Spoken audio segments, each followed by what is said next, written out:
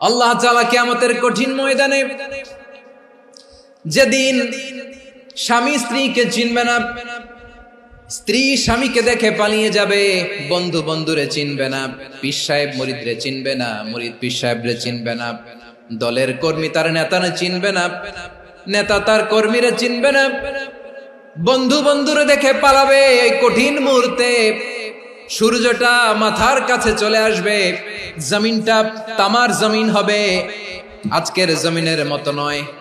মানুষ ঘর্মাক্ত, ক্লান্ত, শ্রান্ত মাথার মগজগুলো কানের ছিদ্র আর নাকের ছিদ্র দিয়ে বেয়ে বেয়ে পড়বে।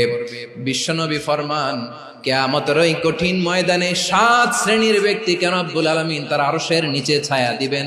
তার মধ্যে প্রথম শ্রেণীর ব্যক্তি হলো ইমামুন আদিল, যে ইনসাফের সাথে বিচার করে, যে জাস্টিস সমাজে সার্ভ করে, যে সুশাসন নিশ্চিত করে, ওই ইমামুন আদিল। আদিল শব্দটা বুঝছেন না? ইন্নাল্লাহা ইয়া'মুরু বিল আদল, পাইছেন? আদিল। 7 শ্রেণীর ব্যক্তিকে আল্লাহ তাআলা সুশীতল আরশের নিচে ছায়া দিবেন, যেদিন তার দেয়া ছায়া ছাড়া কোনো ছায়া থাকবে না। এর প্রথম হচ্ছে ইমামুন আদিল, ন্যায়পরায়ণ শাসক। চিল্লায় বলেন সুবহানাল্লাহ। আবার বিশ্বনবী বললেন, ইন্নাল মুকসিতিনা ইনদাল্লাহি আলা মানাবিরা মিন নূর আন ইয়ামিনির রহমান। কিয়ামতের দিন যারা ন্যায় পরায়ণ হিসেবে আল্লাহর সামনে দাঁড়াবে, কিয়ামতের দিন রব্বুল আলামিন তার আরশের ডান দিকে ওই ন্যায় পরায়ণ লোকদের জন্য আরশের ডান দিকে একটা নূরের মিম্বারে তাদেরকে বসার সুযোগ করে দিবে। আল্লাহর আরশের ডান দিকে ন্যায় পরায়ণ লোকদের জন্য আল্লাহ তাআলা নূরের মিম্বার বানাবে। 4টে কেন কথা মনে করেছেন? আল আদাল, জাস্টিস। ইন্নাল্লাহা ইয়া'মুরু বিল আদল। আল্লাহ তাআলা এই আদালতের নির্দেশনা দেন, সুবিচার, সুশাসন। প্রিয় ভাইয়েরা, এটা আমরা বাংলাদেশে চাই কি চাই না?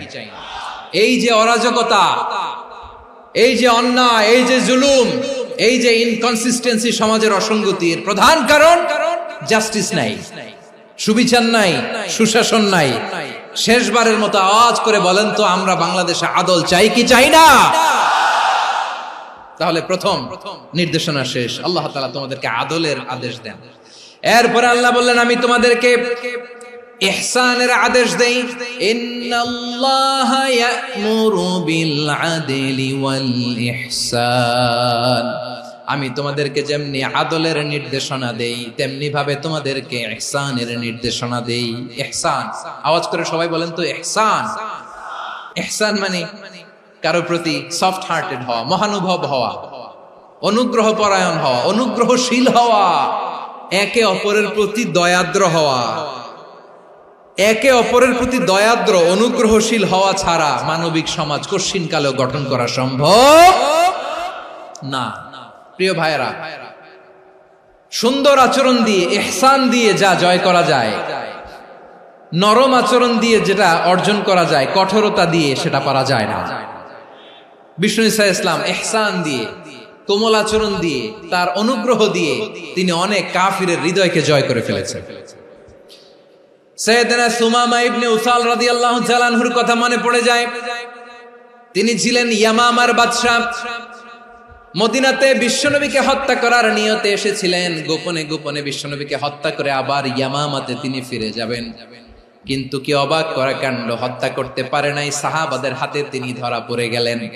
সাইয়েদনা সুমামা ইবনে উসাল রাদিয়াল্লাহু তাআলা আনহু হত্যার নিয়তে আসলেন, কিন্তু হত্যা করতে পারলেন না। সাহাবারা ওনাকে ধরে ফেললেন, ধরে মসজিদে নববীর পিলারের মধ্যে বেঁধে রাখলেন। সুমামা ইবনে উসাল, সিরাত থেকে শুনে, সিরাত থেকে শোনাচ্ছি, রাদিয়াল্লাহু তাআলা আনহু ইয়ামামার অধিপতি ছিলেন। বিশ্বনবীকে হত্যার জন্য আসছেন, ধরা পড়ে গেছেন, এখন মসজিদে নববীতে বেঁধে রাখছেন। তার মানে বন্দী। এখন স্ট্যাটাস কি? বন্দী, ক্যাপ্টিভ।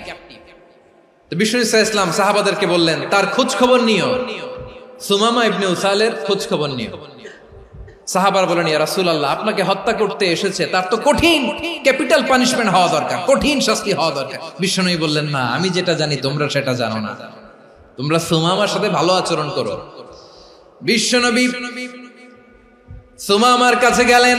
প্রথম দিন যে তিনি কালেমার দাওয়াত দিলেন, ইমানের দাওয়াত দিলেন, ইসলামের দাওয়াত দিলেন, রিসালাতের দাওয়াত দিলেন, আখিরাতের দাওয়াত দিলেন।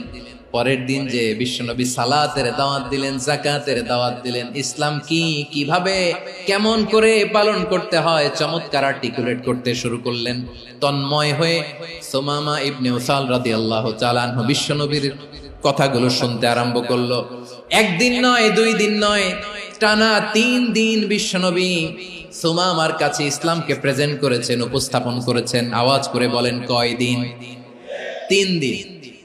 3 দিন মসজিদে নববীতে বাধা। আর সাহাবীদেরকে বললেন, তার খোঁজ খবর নিও, তোমরা যে রুটি বানাও এর মধ্যে সবচেয়ে ভালো আটার রুটিটা তারে দিও, সবচেয়ে রিফাইন্ড খেজুর, যেটা পিওর খেজুর, এটা তারে দিও। আর বিশ্বনবী নিজের উট থেকে দুধ দহন করে ওনার বাড়ির এক কর্মচারীকে বলেছেন, দুধ দহন করে সুমামার জন্য নিয়ে যেও। সুবহানাল্লাহ পড়বেন না? সবাই তো অবাক, ইয়ামামা থেকে আসছে নবীকে হত্যা করতে, বিশ্বনবী দেখে তারে জামাই আদর করে। একদিন নয়, 2 দিন নয়, টানা 3 দিন বিশ্বনবী এভাবে সুমামার কাছে যেয়ে ইসলামকে প্রেজেন্ট করতে আরম্ভ করলেন, ইসলামকে উপস্থাপন করতে শুরু করলেন। আর তাকে চমৎকার এন্টারটেইনমেন্ট, আপ্যায়ন দিতে আরম্ভ করলেন। টানা 3 দিন যখন ইসলামের দ্য বিউটিজ অফ ইসলাম, ইসলামের সুমহান বাণী, সৌন্দর্য তার কাছে উপস্থাপন শেষ, তাকে আপ্যায়ন শেষ, বিশ্বনবী বললেন সাহাবাদেরকে, যাও এবার সুমামার হাতের পায়ের রশি দুটো খুলে দাও। সাহাবারা তর্ক জুড়ে দিলেন, লা ইয়া রাসূলুল্লাহ, এমনটা করবেন না, তো ভয়ঙ্কর ভয়ঙ্কর খুনি, কি জানি কি হয়ে যায়। বিশ্বনবী বললেন, না, তার হাতে পায়ের রশিগুলো খুলে দাও। সাহাবারা বিশ্বনবীর কথা মতো তার হাতে পায়ের রশিগুলো খুলে দিল। সুমামা মুহূর্তের মধ্যে মসজিদে নববী থেকে বের হয়, ইয়ামামায় ফিরে না যে মসজিদে নববীর পাশে একটা খেজুর বাগান ছিল, সেখানে চলে গেলেন। সেখানে একটা ছোট্ট কুয়া ছিল, কুয়ার পানি দিয়ে তিনি গোসল করলেন। সুবহানাল্লাহ পড়েন। কুয়ার পানি দিয়ে গোসল করে মসজিদে নববীর সামনে এসে বিশ্বনবী এবং সাহাবাদের সামনে দাঁড়িয়ে সাব্বাবা উঁচু করে বললেন, আশহাদু আল্লা ইলাহা ইল্লাল্লাহ ওয়া আশহাদু আন্না মুহাম্মাদান আবদুহু ওয়া রাসূলুহু। আমি সাক্ষ্য দিচ্ছি আল্লাহ ছাড়া কোনো ইলাহ নাই, আর মুহাম্মদ আল্লাহ তাআলার প্রেরিত বান্দা এবং রাসূল। প্রিয় ভাইয়েরা, ইহসান দিয়ে যা জয় করা যায়, কঠোরতা দিয়ে সেটা কঠিনকালেও জয় করা যায় না। আওয়াজ করে বলেন, ঠিক কি না? এবার সুমামা দাঁড়িয়ে বলে, ওগো নবী, আমি তো কালিমা পড়ে মুসলমান হয়ে গেলাম, এবার শোনেন, এই মুহূর্তের আগে আপনার চেহারার চাইতে নিকৃষ্ট কোনো চেহারা আমার কাছে ছিল না, কিন্তু শাহাদা পাঠ করার পরে আপনার চেহারার চাইতে উত্তম শ্রেষ্ঠ কোনো চেহারা আমার কাছে আর নাই। ও নবী, আজকের দিনের আগে ইসলাম ধর্মের চেয়ে নিকৃষ্ট অপছন্দনীয় কোনো ধর্ম আমার কাছে ছিল না, কিন্তু এই মুহূর্ত থেকে ইসলামের চেয়ে সেরা শ্রেষ্ঠ পছন্দনীয় কোনো ধর্ম আমার কাছে নাই। নবী গো, আজকের দিনের আগে মদিনার চাইতে অপছন্দনীয় নিকৃষ্ট কোনো শহর আমার কাছে ছিল না, কিন্তু এই মুহূর্তের পর থেকে মদিনার চাইতে কোনো শ্রেষ্ঠ শহর আমার জানা নাই। সে ছিল গমের বড় ডিলার, গম বেচত। কি বেচত? তার গম কিনে মক্কার লোকেরা রুটি খাইতো। সে ঘোষণা দিল, আজকে থেকে মক্কাবাসীদের জন্য সব গম আমি হারাম করে দিলাম, মক্কাবাসী এখন না খেয়ে মরে। সুবহানাল্লাহ পড়বেন না? মক্কাবাসী বিশ্বনবীর কাছে আসলেন, এসে বললেন, মুহাম্মদ, আমরা তো তোমার ভাই, তোমার চাচা, তোমার ভাতিজা, তোমার আত্মীয়, তুমি সুমামারে বলো সে যেন আবার গমের সাপ্লাই মক্কার জন্য অনুমতি দিয়ে দেয়। বিশ্বনবীর অনুমতি ক্রমে সুমামা আবার মক্কাতে গম পাঠাতে শুরু করলো। পড়েন সুবহানাল্লাহ। ইহসান, ইহসান দিয়ে আপনি যেটা জয় করতে পারবেন, you can win the heart of your enemies. ইহসান দিয়ে আপনি আপনার শত্রুর হৃদয়কে জয় করতে পারবেন। এজন্য আল্লাহ বললেন, ওয়া আনফিকু ফি সাবিলিল্লাহি ওয়া লা তুলকু বিআইদিকুম ইলাত তাহলুকা ওয়া আহসিনু ইন্নাল্লাহা ইউহিব্বুল মুহসিনিন। তোমরা আল্লাহর রাস্তায় দান করবে আর নিজেরা নিজেদেরকে ধ্বংসের হাতে ঠেলে দিও না। তোমরা একে অপরের প্রতি ইহসান করবে, কারণ ইহসানকারীদেরকে আল্লাহ বড় ভালোবাসেন। সুবহানাল্লাহ পড়েন। আবার সূরা রহমানে আল্লাহ বললেন, হাল জাযাউল ইহসানি ইল্লাল ইহসান ফাবিআইয়ি আলা, সবাই পড়েন, ফাবিআইয়ি আলাই রাব্বিকুমা তুকাযযিবান। ইহসানের প্রতিদান হিসেবে ইহসানি হয়। বিশ্বনবী সুমামার প্রতি যেমন ইহসান করেছেন, সুমামাও ঠিক তেমন ইহসান ফিরিয়ে দিয়েছে। ঠিক কিনা বলেন? তাহলে এক নম্বরে হচ্ছে আদ, ন্যায় বিচার। দুই নম্বরে সবাই বলেন ইহসান, সদাচরণ। ইহসান দুই ধরনের প্রিয় ভাইরা, ইহসান ফিল ইবাদা, ইহসান ফিল মুআমালা। ইহসান ফিল ইবাদা হচ্ছে একাগ্র অনুভবে ইবাদতে ডুব দেওয়া, এর নাম ইবাদতের ইহসান। সুবহানাল্লাহ পড়ুন। বিশ্বনবী বলেন ইহসান মানে কি জানো নাকি? হাদিসে জিবরিলে সাইয়েদনা জিবরিল আলাইহিস সালাম বিশ্বনবীকে বললেন আখবিরনি আনিল ইহসান। নবী আমাদেরকে বলেন ইহসান মানে কি? বিশ্বনবী বললেন আনতা আবুদাল্লাহা কাআন্নাকা তারাহু ফাইন লাম তাকুন তারাহু ফাইন্নাহু ইয়ারাক। ইহসান মানে হলো এমন ভাবে তুমি আল্লাহর সামনে নিজেকে উজাড় করে ইবাদত করবে, তুমি ভাববে তুমি আল্লাহকে দেখতে পাচ্ছ। আর এটা যদি ভাবা তোমার জন্য কঠিন হয়ে যায়, অন্তত এতটুকু তুমি ভাববা যে আল্লাহ তোমাকে দেখতে পাচ্ছেন। ঠিক কিনা বলেন? ও আমার বীর চট্টলার ভাইয়েরা, কেউ যেটা দেখে না সেটা দেখে কে? এই বিশ্বাস হৃদয়ের মধ্যে আছে? নামাজে যখন দাঁড়ান এই ফিলিংসটা আনা যাবে? এসা পর্যন্ত যে আমরা হায়াত পাবো কোনো গ্যারান্টি আছে? সবাই আওয়াজ করে বলেন গ্যারান্টি আছে? গ্যারান্টি নাই। এজন্য বিষ্ণু ইসলাম বলেছে এমন ভাবে নামাজে দাঁড়াও, ইবাদত করো, মনে করো হতে পারে এটাই আমার জীবনের শেষ নামাজ। পারফর্ম দ্য সালাহ as if this is your last and final prayer. এমন ভাবে সালাতে দাঁড়াও, ভাবো হতে পারে এটাই তোমার জীবনের শেষ নামাজ। এমন ভাবে নামাজে দাঁড়াও, ভাবো এটাই শেষ নামাজ। তাহলে নামাজে একাগ্রতা বাড়ায় দিবে কে? ফলে ইবাদতের ইহসান আমাদের অর্জিত হবে। আর মুআমালাতে ইহসান হলো, বিশ্বনবী বলেন ইন্নাল্লাহা তাবারাকা ওয়া তাআলা কাতাবাল ইহসানা আলা কুল্লি শাই ফাইযা কাতালতুম ফাআহসিনুল কিতলা ওয়া ইযা যাবাহতুম ফাআহসিনুয যাবহা ওয়ালিয়ুহিদ্দা আহাদুকুম শাফরাতাহু ওয়ালিয়ুরিহ যাবিহাতাহু। ইহসান দুই ধরনের, আওয়াজ করে বলতে হবে কয় ধরনের? একটা হচ্ছে ইহসান ফিল ইবাদা, ইবাদতে ইহসান। ইবাদতে ইহসান কি? একাগ্র অনুভব দিয়ে ইবাদত করা, মন প্রাণ দিয়ে ইবাদত করা। আর মুআমালাতে ইহসান কি? সব কাজে, দৈনন্দিন কাজে, কর্মে, সামাজিক অ্যাক্টিভিটিতে কোমলতা প্রদর্শন করা, অনুগ্রহের সাথে সবকিছু করা। আল্লাহ তাআলা ইন্নাল্লাহা তাবারাকা ওয়া তাআলা কাতাবাল ইহসানা আলা কুল্লি শাই, তিনি সবকিছুর ব্যাপারে ইহসানকে আবশ্যক করেছেন। সবকিছু, মুমিনের সব কাজে ইহসানের পরশ থাকবে। ওয়া ইযা কাতালতুম ফাহসিনুল কিতলা, বিষ্ণুই বলেন তুমি যখন কাউকে হত্যা করো ইহসানের সাথে করো। সুবহানাল্লাহ পড়বেন না? যখন হত্যা করো তখনও ইহসানের সাথে। আচ্ছা হত্যা করবো আবার ইহসান আসবে করতে করে তো মেরেই ফেলবো আমি। আল্লাহ, ও ভাই একজন খুন করেছে, খুনি, রাষ্ট্রীয় আইনে তার শাস্তি হয়েছে ডেথ পেনাল্টি, মৃত্যুদণ্ড। এখন মৃত্যুদণ্ড দেখে আপনি যেমনি মন চায় তেমনি মারবেন লোকটারে? ওর নাক কেটে ফেলতে পারবেন?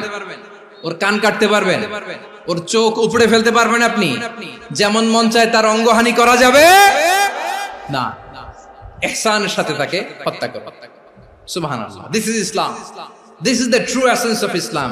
ওয়া ইযা যাবাহতুম ফাহসিনু যাবহা, যখন জবাই করবে তখনও ইহসানের সাথে জবাই করো। করব জবাই, ওইখানেও নাকি ইহসান। আচ্ছা কুরবানির দিন আমরা পশুগুলোরে কি করি বলেন সবাই আওয়াজ করে? জবাই। জবাই মানে তো এটার মেরেই ফেলতেছি, একটু পরে তো টুকরো টুকরো করে গোশতগুলো খাবো, এটা তো খাবো, এটা তো মেরেই ফেলবে। বিষ্ণু বলে না, জবাইয়ের মধ্যেও মুমিনের জবাইয়ের ভেতরেও ইহসানের পরশ থাকা চাই।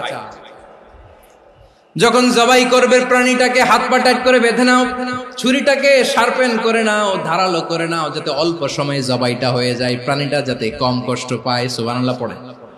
দিস ইজ কল্ড ইহসান। আল্লাহ তাআলা যেমনি আদলের আদেশ করেছেন, ন্যায় বিচার, জাস্টিস এনশিওর করতে বলেছেন, সমাজে ইহসানের ব্যবহার, ইহসানের অনুশীলন তিনি করতে বলেছেন। এজন্য মুমিনের প্রতিটি কাজে, আমার চট্টগ্রামের ভাইয়েরা আমার দিকে তাকান, খেয়াল করে শুনুন, মুমিন জীবনের প্রতিটি কাজে ইহসানের পরশ থাকা চাই।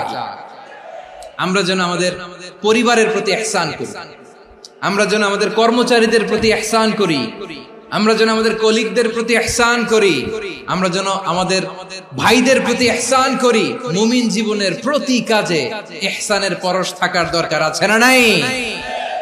কথা বুঝতে পেরেছেন? তাহলে আল্লাহ তাআলার তিনটা আদেশ ছিল, কয়টা গেল? প্রথমে কি ছিল?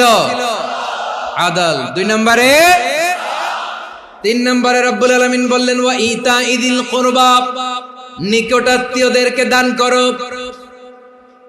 নিকট আত্মীয়দেরকে দাও, যারা তোমাদের ব্লাড কানেকশনের আত্মীয় তাদেরকে তোমরা দাও। এখানে জেনারেলি বললেন দাও, কি দিব সেটা তিনি এখানে বলেন নাই, সেটা তিনি সূরাতুল ইসরার মধ্যে বলেছেন। আল্লাহ বলেন ওয়া আতিযাল কুরবা হাক্কাহ, নিকট আত্মীয়দেরকে তাদের অধিকার, তাদের প্রাপ্য তোমরা বুঝিয়ে দাও। দেখেন, একটা শান্তির সমাজ, একটা সমৃদ্ধ সমাজ, একটা মানবিক সমাজ গঠনের জন্য আল্লাহ তাআলা বেশি না, মাত্র তিনটা অর্ডার, তিনটা ভার্ডিক্ট তিনি জারি করেছেন। এক নাম্বার সুশাসন, ন্যায় বিচার। দুই নাম্বার ইহসান। তিন নাম্বার নিকটাত্মীয়, যারা কাছের, তোমার ভেরি ক্লোজ রিলেশনশিপে আছে, তাদেরকে দাও। দাও, দিলে বাড়িয়ে দেয় কে? অনেকে দিতে চায় না, কৃপণতা করে। দিলে বাড়ায় দেয় কে? ও মিয়া, মদিনার মধ্যে সবচাইতে গরিব সাহাবী ছিল বেলাল রাদিয়াল্লাহু তাআলা আনহু। ওনার এন্টায়ার অ্যাসেট, সম্পদের পরিমাণ কতদূর জানেন? একটা লুঙ্গি। বেলাল রাদিয়াল্লাহু তাআলা আনহু, ওনার টোটাল ওয়েলথের এস্টিমেশন হচ্ছে মাত্র একটা লুঙ্গি। একটা লুঙ্গি, টোটাল ওয়েলথ এস্টিমেশন, টোটাল সম্পদের পরিমাণ বেলাল রাদিয়াল্লাহু তাআলা আনহুর কি ছিল? ওই বেলাল রাদিয়াল্লাহু তাআলা আনহুকে বিষ্ণু ইসলাম বলেছেন আনফিক ইয়া বেলাল, ও বেলাল তুমিও দাও। ওয়ালা তাখশা মিন যিল আরশি ইখলালা, আরশের অধিপতির তো কোনো ঘাটতি নাই, তুমি দিলে ওই আল্লাহ তোমারে বাড়ায় দিবে। এজন্য আমার প্রিয় ভাইয়েরা, দিলে কমে না, দিলে বাড়ে। অনেকে ধরে রাখে, নতুন কিছু নিতে পারে না, হাত দিয়ে যেটা ধরে রেখেছেন এটা দিয়ে দেন, বড় একটা ধরার সুযোগ পাবেন। জোরে বলেন ঠিক কিনা? রব্বুল আলামিন বললেন তিন নাম্বার আদেশ হলো তোমাদের প্রতি, সমাজটারে কেমন করে মানবিক সমাজ, সুন্দর সমাজ গড়বা। তিন নাম্বার আদেশ হলো ওয়া আতিদাল কুরবা হাক্কা, নিকট আত্মীয়দেরকে তাদের প্রাপ্য বুঝিয়ে দাও। এই নিকট আত্মীয়দেরকে তাদের অধিকার বুঝিয়ে দেওয়া, প্রাপ্য বুঝিয়ে দেওয়াতে আমাদের গাফলতি আছে না নাই? অনেকে দেখবেন অনেক আল্লাহওয়ালা, তাহাজ্জুদ গুজার, সেজদা দিতে দিতে কপালে কালো দাগ ফেলে দিছে, সে তার বোনের হকটা আদায় করে নাই, আছে না নাই? অনেক বড় হাজী সাহেব, বিশাল লম্বা দাড়ি, ছেলেরে সব দিয়ে দিছে, মেয়েরে কিছু দেয় নাই, মেয়ের হক আদায় করে নাই, আছে না নাই? এই হাজী সাহেবেরা, এই আল্লাহওয়ালারা কিয়ামতের ময়দানে আটকে যাবে। আপনি অন্যের অধিকার নষ্ট করেছেন, তাদের রাইটস কে ভায়োলেট করেছেন। এজন্য আল্লাহ তাআলা বলেন, কারো অধিকার যদি কেউ নষ্ট করে, ওই সমাজটা মানবিক সমাজ কঠিনকালেও হতে পারে না। এজন্য তিন নম্বর আল্লাহ বললেন ওয়া ইতাইদিল কুরবা, নিকট আত্মীয়দেরকে দাও। কি দিবা? তাদের অধিকার দিয়ে দাও। বোনের অধিকার বুঝিয়ে দাও, মেয়ের অধিকার বুঝিয়ে দাও, ফুফুর অধিকার বুঝিয়ে দাও। দেখবেন অনেক মায়েরা ছেলের পাতে মুরগির রান দেয়, মেয়ের পাতে দেয় মুরগির ঠ্যাং। তো মেয়ের কি মুরগির রান খেতে মনে চায় না? মনে চায় না? এমনটা করা যাবে না। নিকটাত্মীয়দেরকে অধিকার দিয়ে দাও, নিকটাত্মীয়ের সাথে সুসম্পর্ক রাখো। আদেশটা কার? এজন্য প্রিয় ভাইয়েরা, জীবনে যদি বারাকা অর্জন করতে চান, নিকটাত্মীয়দের সাথে সুসম্পর্ক রাখতে হবে, তাদের জন্য উপহার পাঠাতে হবে। বিশ্বনবী বলেন লা ইয়াদখুলুল জান্নাতা কাতে, যে ব্যক্তি আত্মীয়তার সম্পর্ককে ছিন্ন করে দেয়, সে কঠিন কালেও আল্লাহর জান্নাতে ঢুকবে না। আপনি কি এটারে সহজ হাদিস মনে করছেন? এটা সহজ কথা? আপনি ভাবছেন আপনার নামাজ আপনারে বাঁচাতে পারবে, আপনার রোজা বাঁচাতে পারবে, আপনার তাহাজ্জুদ আপনারে বাঁচাতে পারবে? অধিকার নষ্ট করলে কিছুই আপনারে বাঁচাতে পারবে না। এজন্য নিকট আত্মীয়দেরকে দিতে হবে বেশি বেশি। বিশ্বনবী বলেন ইন্না সাদাকাতা আলাল মিসকিনি সাদাকা ওয়া আলা যির রাহিমি ইসনাতান সাদাকাতুন ওয়া সিলা। মিসকিন রে দান করলে শুধু দানের সওয়াব হয়, নিকট আত্মীয়কে দান করলে দুইটার সওয়াব হয়, সাদাকার সওয়াব হয়, আবার আত্মীয়তার বন্ধন অটুট রাখার সওয়াব হয়ে যায়। আবার বিশ্বনবী বললেন মান সাররাহু আইয়ুবসাতা লাহু ফি রিজকিহি ওয়া ইনসালাহু ফি আসারিহি ফালইয়াসিল রাহিমা। যে ব্যক্তি তার রিজিকের প্রশস্ততা চায় আর হায়াতে বরকত চায়, সে যেন তার আত্মীয়ের সাথে সুসম্পর্ক রাখে। আমার প্রিয় চট্টলার ভাইয়েরা, আমাদের রিজিক বাড়ুক, এটা আমরা চাই কি চাই না? সবাই চান? হ্যাঁ, আমাদের রিজিকে প্রশস্ততা আসুক, চাই কি চাই না? আমাদের হায়াতে বরকত আসুক, আমরা চাই কি চাই না? এই দুইটা যদি চান তাহলে নিকটাত্মীয়দের সাথে সুসম্পর্ক রাখবেন। পারবেন? তাহলে সমাজটারে মানবিক সমাজ বানায় দিবে কে? তিনটা আদেশ চলে গেল। 1 নম্বরে কি ছিল? 2 নম্বরে, 3 নম্বরে নিকটাত্মীয়দেরকে দান। আল্লাহ তাআলা তিনটা জিনিসের যেমনি আদেশ করেছেন, অনুরূপ ভাবে তিনটা বিষয় তিনি বারণ করেছেন, নিষেধ করেছেন। ওগুলোর কাছেও যাওয়া যাবে। রাব্বুল আলামিন বলেন, ওয়ায়ানহা আনিল ফাহশাই ওয়াল মুনকারি ওয়াল বাগি। আমি যেমনি তিনটি বিষয়ে আদেশ করলাম, অনুরূপ ভাবে তিনটি বিষয়ে বারণ করলাম, নিষেধ করলাম।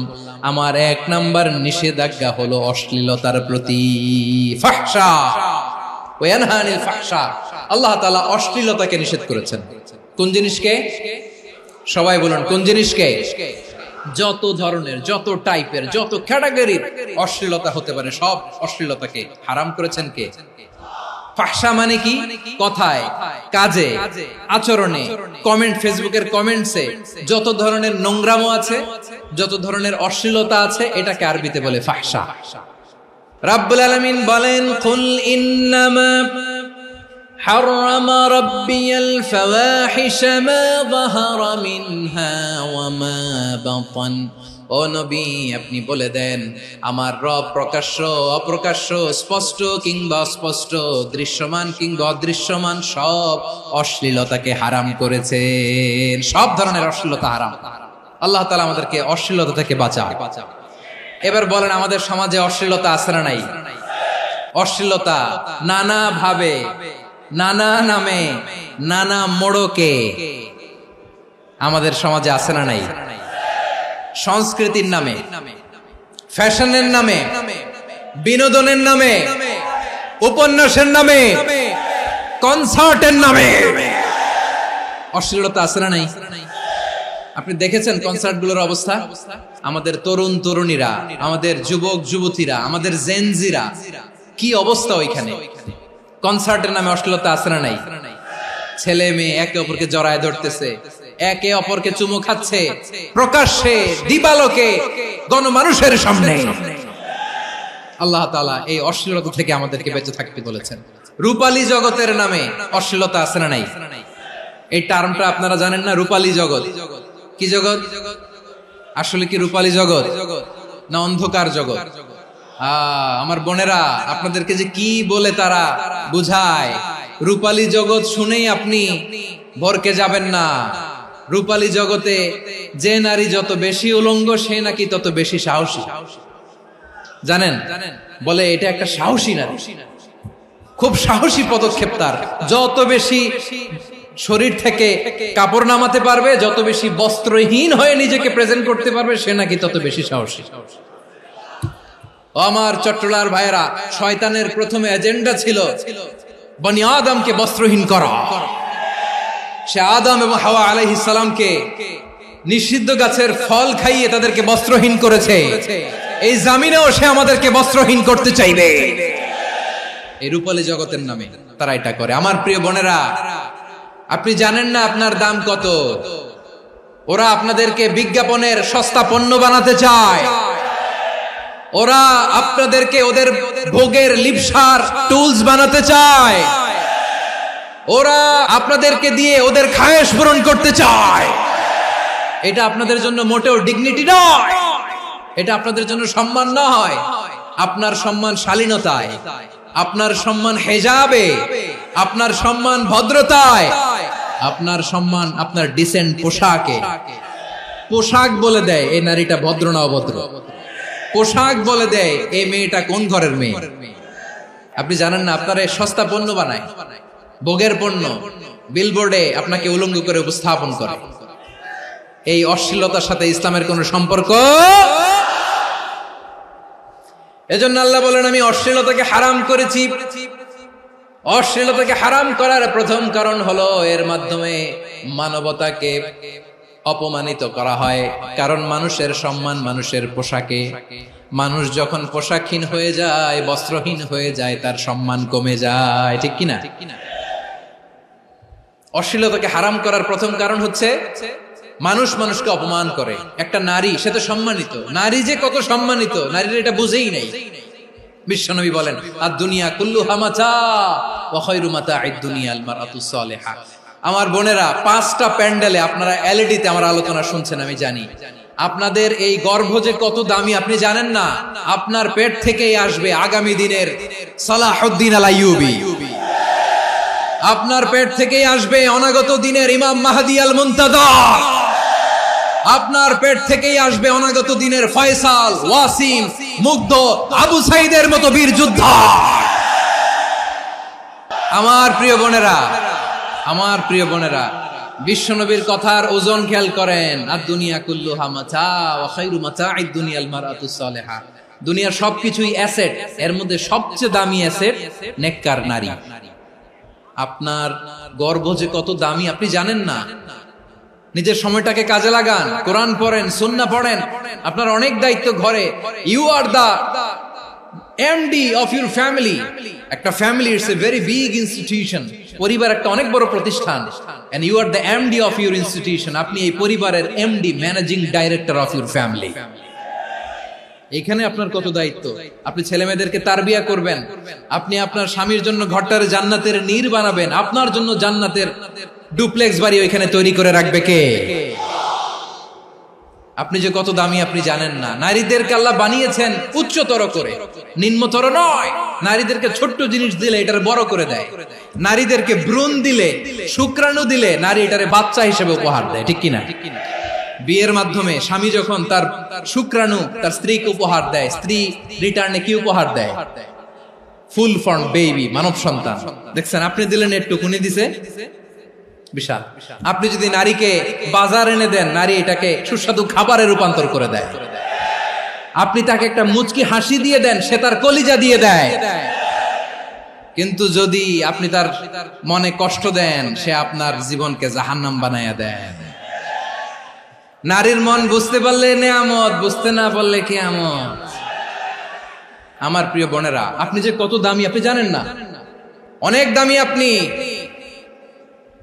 আপনাদেরকে যেন ভোগের সস্তা পণ্য বানাতে না পারে, আপনাদেরকে সচেতন থাকতে হবে। তাহলে কেন আল্লাহ তাআলা এই ফাহশা, অশ্লীলতাকে হারাম করলেন? 1 নাম্বার, এতে হিউম্যান ডিগনিটি কমে। 2 নাম্বার, এতে মানুষের অধিকার নষ্ট হয়। আপনি বিয়ে করেছেন, এরে পরকিয়া করেন, ওর সাথে এরকম আছে না নাই?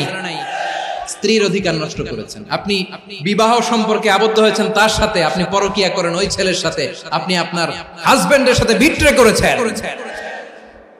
এজন্য আল্লাহ অশ্লীলতাকে হারাম করেছেন। অশ্লীলতাকে হারাম করার আরেকটা কারণ হচ্ছে আল্লাহ তাআলা এই হিউম্যান জেনারেশনকে এটাকে প্রিজার্ভ করতে চায়। হিফজুন নাসল, এটা মাকাসিদুশ শরিয়ার অনেক গুরুত্বপূর্ণ একটা মাকাসিদ, অনেক গুরুত্বপূর্ণ। আপনার নাসল, আপনার জেনারেশনকে সংরক্ষণ করা। এই যে আসতেছে ফেব্রুয়ারি, কত ফেব্রুয়ারি জানো? এটা কি বিশ্ব ভালোবাসা দিবস? হ্যাঁ, কি দিবস?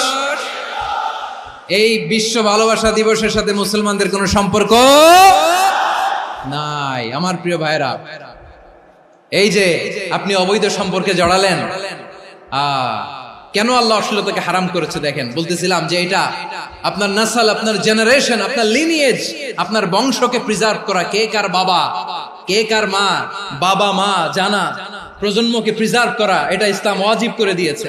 এই যে অবৈধ সম্পর্কের কারণে, বিশ্ব বেহায়া দিবসের কারণে, এগুলোর আউটকাম, আউটপুট হিসেবে মাঝে মাঝে এই ঢাকা মেডিকেলের ডাস্টবিনে নবজাতকের বাচ্চার কান্নার আওয়াজ শুনতে পাওয়া যায়।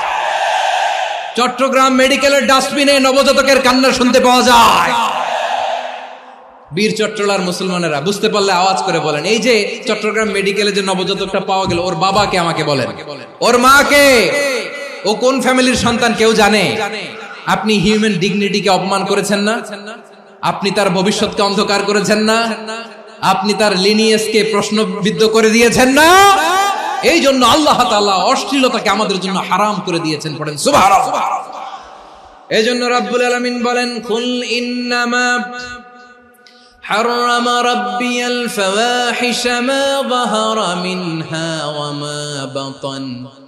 প্রকাশ্য অপ্রকাশ্য সব অশ্লীলতাকে হারাম ঘোষণা করে দিয়েছে কে?